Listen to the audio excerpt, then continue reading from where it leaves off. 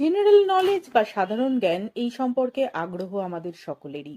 এই সমস্ত প্রয়োজনীয়তাকে কেন্দ্র করেই আমার এই বিভাগ জানা অজানা। তাই দেশের সড়ক পরিবহন ব্যবস্থা ভারতীয় অর্থনীতির একটি অন্যতম মাধ্যম হিসেবে বিবেচিত হয়।